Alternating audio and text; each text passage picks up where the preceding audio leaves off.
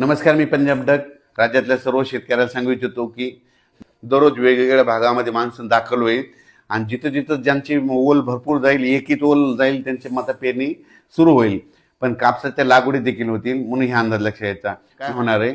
सातारा, सांगली, सोलापूर, कोल्हापूर, पुणे, अहिल्यानगर, लातूर जिल्हा, बीड जिल्हा, धाराशिव जिल्हा, जालना जिल्हा, परभणी जिल्हा ह्यामध्ये काय होईल? 48 तासामध्ये तिथं मध्ये मान्सून दाखल होईल. तिथून ते मान्सून काय होईल? थोडं पुन्हा आणखीन पुढं सरकत, मग पुढं सरकत काय होईल? परभणी जिल्हा, नांदेड जिल्हा, हिंगोली जिल्हा, यवतमाळ जिल्हा, वाशिम जिल्हा, जालना जिल्हा, संभाजीनगरपर्यंत मदाल मारेल. मग तिथून काय होईल? परत ते पुढं काय होईल? वर्धा, नागपूर, भंडारा, गोंदिया, चंद्रपूर, यवतमाळ, अमरावती, वाशिम, हिंगोली, अकोला, बुलढाणा तिथपर्यंत जाईल. म्हणजे ह्या पट्टा काय होईल? ह्या संपूर्ण असा म्हणजे काय होईल? दररोज पुढं सरकत ते मान्सून कव्हर होईल. मग असं करत करत काय होईल? 14 तारखेपर्यंत मात्र संपूर्ण महाराष्ट्र व्यापून टाकेल.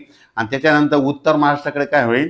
13 तारखेच्या नंतर मग उत्तर महाराष्ट्राकडे मग ते असा पाऊस तिकडे उत्तर महाराष्ट्राकडे जाईल. आणि तिकडे देखील पाऊस पडल्याच्या नंतर जमिनीमध्ये ईदभर ओल गेले तर त्यांच्या देखील पेरण्या तिकडं सुरू होतील. आणि त्याच्यानंतर शेतकऱ्याला सांगू इच्छितो की 16च्या नंतर 15 जूनच्या नंतर काय होणार आहे की पुन्हा नंतर सरी चालू राहतील. मोठा खूप पाऊस पडणार नाही, सरी येत राहतील. म्हणजे अशा पाऊस जसं मान्सून आल्याच्यानंतर जशा सरी येतात 10 मिनिटाच्या, 20 मिनिटाच्या, 22 मिनिटाच्या अशा सरी येत राहतील. आणि ते देखील 15 ते 20च्या दरम्यान ते पाऊस येईल. पण 20 जून ते 30 जूनच्या दरम्यान परत राज्यामध्ये ज्यांची पेरणी शिल्लक राहिली, कोणी त्या पेरणीमधून वंचित राहिली, मग 20 जून ते 30 जूनमध्ये एक पाऊस येईल. म्हणजे ते काय होईल? 20, 21, 22 जूनच्या दरम्यान ते पाऊस येईल. त्याच्यामध्ये काही जणांच्या शेतकऱ्याच्या पेरण्यावरती लागवड होतील. आणि 25 ते 29 जूनमध्ये जे पाऊस येईल त्याच्यामध्ये देखील शेतकऱ्याच्या काही लागवडी होतील. आणि त्याच्यातून जर काही शेतकरी उरले तर 10 जुलै ते 15 जुलैमध्ये एक पाऊस येणार आहे. 10 जुलै ते 15 जुलैमध्ये दरवर्षी महाराष्ट्रात पाऊस पडतो. आणि त्याच्यामध्ये राहिलेल्या ज्यांच्याकडे वापसा नसली त्यांच्या पेरण्या होतील, म्हणून हे अंदाज लक्षात यायचा. शेतकऱ्याला सांगू इच्छितो, तुम्ही काय करा, महाराष्ट्रातल्या शेतकऱ्याला सांगू इच्छितो, पेरणी करताना निर्णय स्वतः घ्यायचा. जमिनीची ओल तपासायची, जर ओल भरपूर गेली तर पेरणीचा निर्णय स्वतः घ्यायचा.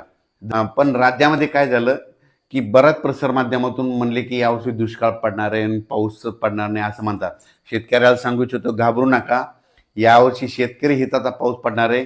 पेरण्या जूनमध्ये होणार आहेत. जूनच्या म्हणजे या जून महिन्यात काही होणार आहेत आणि 15 जुलैच्या आत काही जणांचे होणार आहेत. म्हणून यावर्षी पेरणीसाठी पाऊस चांगला आहे.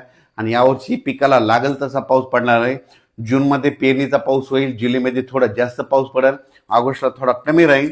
पण सप्टेंबर ऑक्टोबरमध्ये असा पाऊस पडेल धुमाकूळ घाले. काही जे मोठे मोठे धरण तळे ते 2-2, 3-3 दिवसामध्ये पाऊस पडल्याच्यानंतर त्याची ती रिकव्हरी होऊन जाईल आणि त्या तळ्यात देखील पाणी येईल, म्हणून हे देखील सांगू इच्छितो. मान्सूनचा पाऊस कसा असतो तुम्हाला सांगतो. मान्सून आता आपल्या इथं तळ कोकणात आज दाखल होईल जवळपास. तिथून आल्याच्या नंतर ते डायरेक्ट काय होतं, मुंबईकडे जातं, मुंबईहून असं महाराष्ट्रात येतो. पण यावेळेस तसं व्हायला नाही. तर यावेळेस काय व्हायला माहिती आहे का? कर्नाटकमधून शॉर्टकट मार्गानेच काय होणार, इथं गरमी असल्यामुळं इकडे ते बाष्प खेचले जाणार आहे. आपल्याकडे गरमी असल्यामुळे ते बाष्प जास्त खेचणार आहे. विदर्भाकडे गरमी जास्त असल्यामुळे ते पाऊस असा तिरकस येणार आहे. मग त्याच्यामध्ये कर्नाटकला मात्र खूप मुसळधार पाऊस होईल, तिकडं अतिवृष्टी होईल. तेलंगणात देखील तशीच परिस्थिती राहतील, त्यांनी देखील अंदाज लक्षात येता. पण कर्नाटक आणि तेलंगणाच्या बाजूला जे महाराष्ट्रातले जिल्हे आहेत, मग त्याच्यामध्ये सांगली जिल्हा, कोल्हापूर जिल्हा, सातारा जिल्हा, धाराशिव जिल्हा, सोलापूर जिल्हा, बीड जिल्हा, लातूर जिल्हा, नांदेड जिल्हा, यवतमाळ जिल्हा, चंद्रपूर, वर्धा, नागपूर ह्या पट्ट्यामध्ये मात्र जास्त मान्सूनचा सुरुवातीला जास्त पाऊस पडणार आहे, म्हणून हे अंदाज लक्षात यायचा. दरवर्षी बीड जिल्ह्याला कमी पाऊस पडतो, पण ह्या वर्षी मात्र बीड जिल्ह्याची पेरणी चांगली लवकर होणार आहे.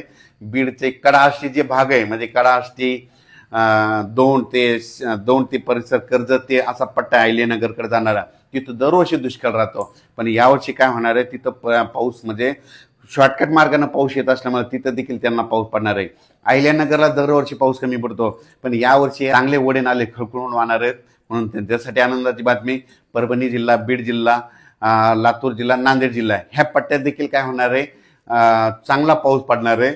म्हणून ह्या परभणी, बीड त्यांच्यासाठी आनंदाची बातमी. दररोज वेगवेगळ्या भागात मान्सून असा दाखल होतो, एकदाच सगळीकडे होत नसतो. जसे जसं मान्सूनला तशी गती भेटेल ती वाऱ्याच्या नुसार त्याची गती ठरलेली असते, म्हणून हे लक्षात यायचं.